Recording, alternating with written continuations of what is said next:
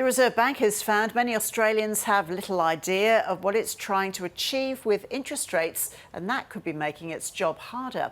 The RBA surveyed 9,000 people and found that 60% think they have a good understanding of how the economy works.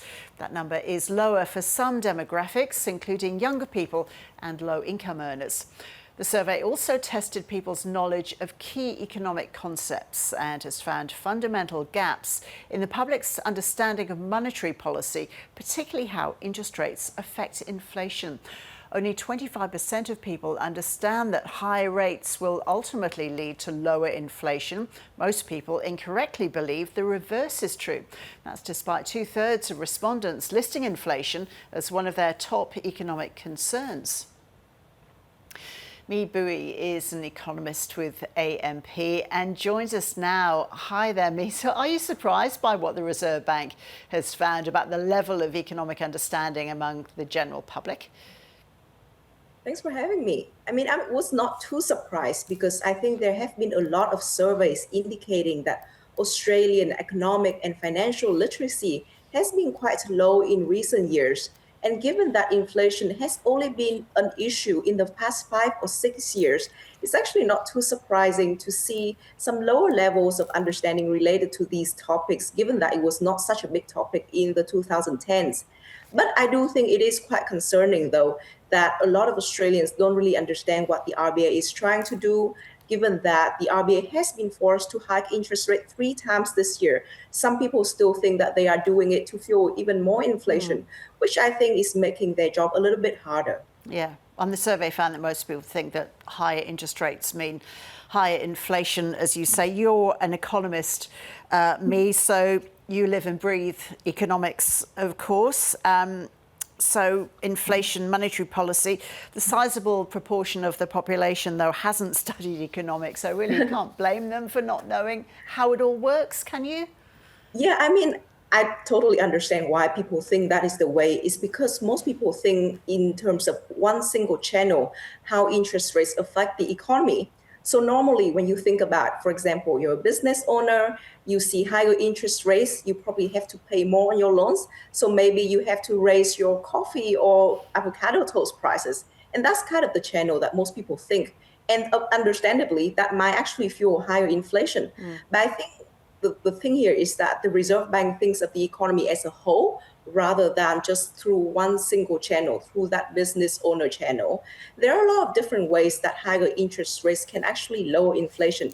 For example, if you're a mortgage holder, you have to pay more on your mortgage, so you spend less on other things. That is lower demand for the same amount of goods, so that lowers inflation. Another surprising way that it might actually lower inflation is through the exchange rate channel, for example. With higher interest rates in Australia, people would value the Australian dollar a little bit more versus other currencies. So it actually becomes a little bit cheaper for us to import foreign stuff like the iPhone. So that also lowers inflation. But it is definitely not very straightforward. And I think the Reserve Bank can do a little bit of a better job in explaining these things to the everyday Australian. OK, it is not very straightforward, is it? So let's put you on the spot. Mi, you're a clear communicator, we can tell that. Can you explain how interest rates work on inflation? Yeah, so basically interest rates and inflations are the opposite of each other. When you have lower interest rate, that tends to fuel inflation a little bit more. When you have higher interest rate, that tends to lower inflation through the two channels I have just mentioned. Ultimately, higher interest rates means that people save more instead of spending.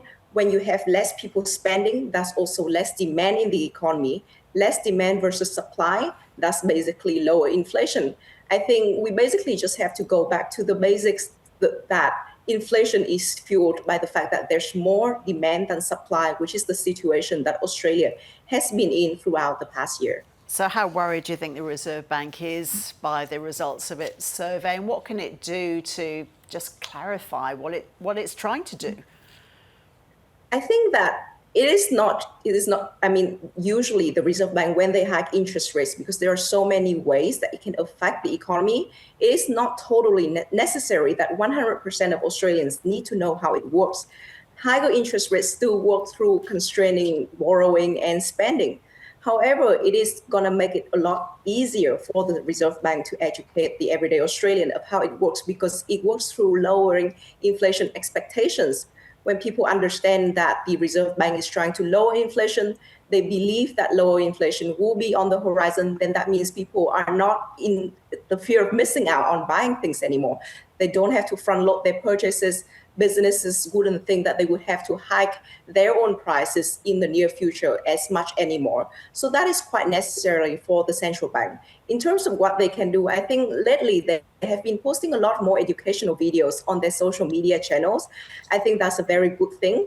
I think another thing they could possibly do is probably just to make their press conferences as well as statements after the meetings a little bit simpler.